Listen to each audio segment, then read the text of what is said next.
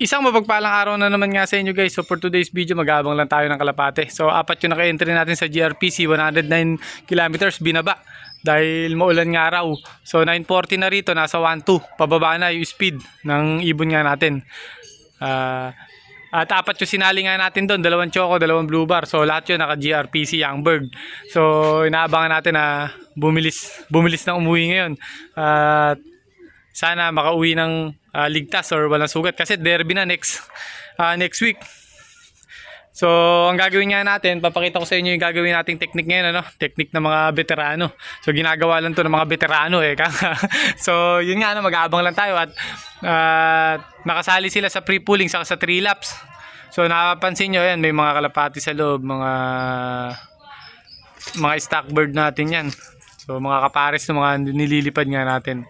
So sana mabilis umuwi ngayon at makaparty man lang tayo, makadunggit man lang tayo sa papremyo sa GRPC. Tapos sa CL naman nagkarga din tayo, nakasali sa endurance. So dalawa yung sinali natin doon. Tapos yung 3 sa GR natin na isang pa. Bali 7 yung sinampa nga sa GR, tapos dalawa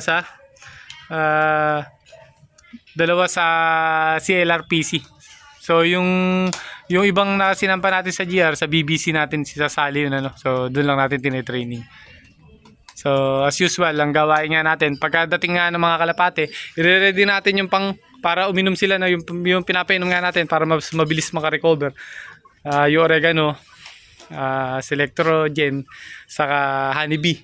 So ang gagawin nating discarding ngayon, pakita ko sa inyo, ito, may Bermex tayong pamurga. So yung isang Bermex, hinati ko sa 4.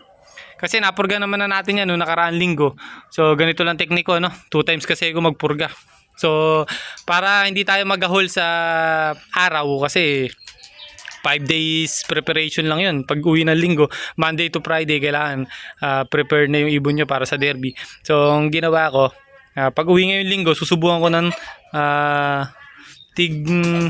bali yung isang piraso, hinati ko sa 4 eh. Ayan, bali 8 yung sinampangan natin doon.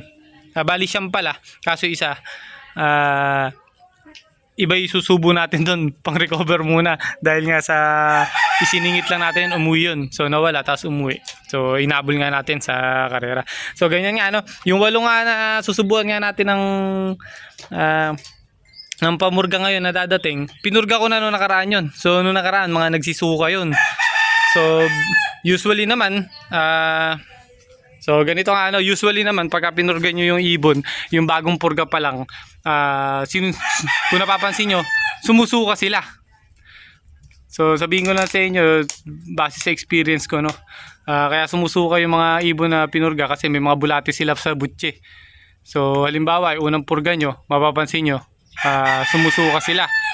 Kaya nagdadalawang purga kasi ko. Ang basihan ko kasi dyan, kasi pagka nag-unang purga kayo, sumusuka sila, yung mga butchi nga nila, may mga bulate, yun ang sinusuka nila. Pero ngayong purga ko na to, ang target ko naman dito yung mga itlog nga sa loob ng katawan nila, kasi nung nagpurga tayo, yung mga bulate lang matatanggal nun eh. Yung mga itlog sa loob ng katawan ng mga kalapate, hindi maalis yun. So mapipisa pa lang yun. So sakto-sakto kapipisa nun, pupurgahin ulit natin para linis na linis. So ngayon sigurado yung pangalawang pampurga ko na to, pagpurga ko sa kanila, hindi na nila isusuka kasi alam kong malinis na. So may ibon na yata tayo. So may umiikot. So ganun lang yung tekniko, ano. Sinabi ko lang naman yung tekniko sa pagpurga. Ay, lawin. So yan, Taragis, nananarget. Ito yung lawin na madalas nanguhuli ng kalapati dito sa gawin nga namin. Medyo delikado nga, pero malayo sa amin to, dumadayo lang dito. Ayan, oh. So nakakailang kalapati na yan, nakakailang kalapati na ilawin na yan. Kung papansin nyo, talagang syempre medyo nakakaperwisyo na sa mga pag-iibon nga. Ayan, ayan, tingnan nyo. So naahabulin yan yung mga kalapati nga na umiikot. So kahit yung mga tropa ko nga na nasa inang bayan, sa gawing inang bayan, naubos yung kalapati nila sa lawin. Ayan, dumadayo na rin pala rito. So madalas kasi doon yan sa gawiron, sa gawin tulay. Yung mga tagagapan alam nga yun. So ngayon dumadayo na rin dito sa gawin natin. So yun lang ang basihan ko sa teknik ko sa pagpupurga. So, unang purga, susuka yun. Tapos pangalawa, after 7 to 10 days, uulitan nga natin. So, tulad ngayon, para hindi tayo magahol sa oras or sa panahon ng pag-condition sa kanila. Pag uwi nila, rekta subo na yun. So, sakto, pag inom nila ng pang-recover, diretso purga na nga. Tapos pamaya-maya, after 1 hour, 30 o to 1 hour, 30 minutes to 1 hour, pakain tayo. So, yun lang, abang-abang na tayo. Siguro may mga palapit na tayong ibon ngayon dito. So, update ko na lang kayo pag kami nakauwi na. So, may isang kalapati na tayo guys. CL to, CL. Naka MacArthur. So, nakasali sa endurance yan. Hindi naman na ini-stickiran pagka isinali sa endurance. So, ayan. Pagod na pagod. So, hindi ako nag-forecast sa CL. Sayang yung load. So, ayan. Isa. Susubukan na natin ang pamurga yan. Tapos, lalagyan natin yung mahiwagang inumin nga. So, ayan, ayan. So, dalawa lang naman sinali natin sa endurance. So, ayan, So, matibay talaga yung ibon nga natin. Ayan. So, sana dumulo. So, yun. Ayusin muna. Prepare ko muna. Tapos, susubukan ko ng pamurga para sa ganun, makarecover kagad siya na mas mabilis. So, isa na tayo sa CL. Pangatlong ibon natin, guys. Ayan. Pasok. So, ayan. Pang-entry natin sa BBC.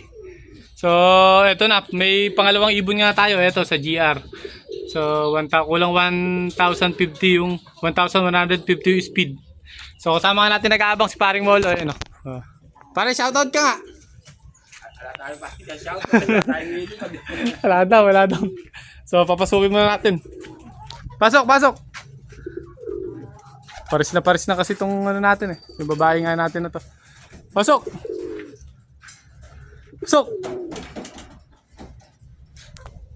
Hindi sanay nang walang stick. Teka, kunin lang natin stick.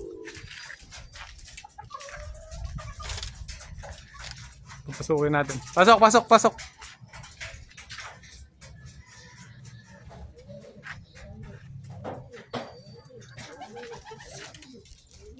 Pasok na.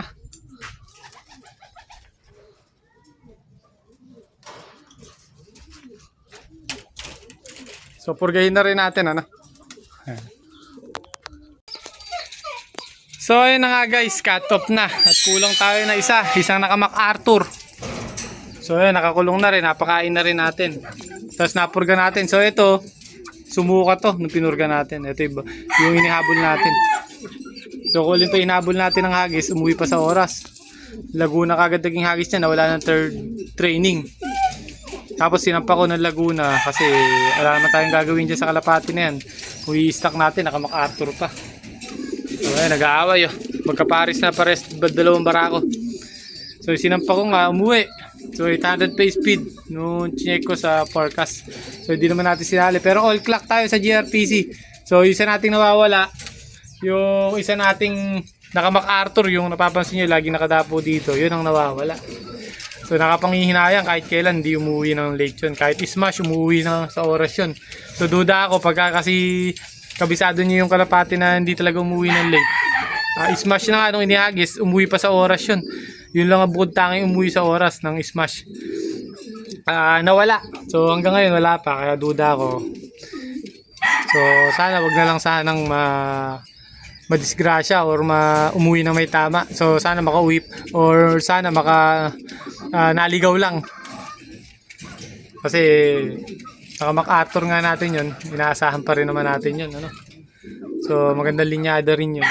Sana umuwi. So abang-abang pa ako. Titingnan natin kung update ako sa inyo kung pasok tayo sa 3 laps ng GR at pre-pooling. So sana pumasok nga tayo. So ito medyo stress yung isa nating ibon na to.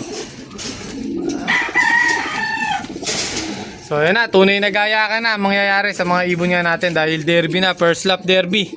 So napurga na rin natin. So ito, tikas na ulo ng dalawa naryo. Dalawa pa kayo. Bali guys, dalawa kasing barako yan. Nagpare sila. So ngayon nag-aaway, tapos minsan nagkukutuhan. So mainam ngayon dalawang barako. Hindi mag-itlog, walang masisira sa kanila. So yan, mamaya maghahalikan na yan. Kailangan, gusto yata, inaawat pa eh. So yun lang, hanggang dito na lang muna guys. So ito, paris na paris oh. So kulang ako na isa, kulang, sayang. Sayang kung mawawala. Pero kung ide-derby natin at nun mapamawala, eh okay lang mawala na ngayon. Kesa gumastos pa tayo.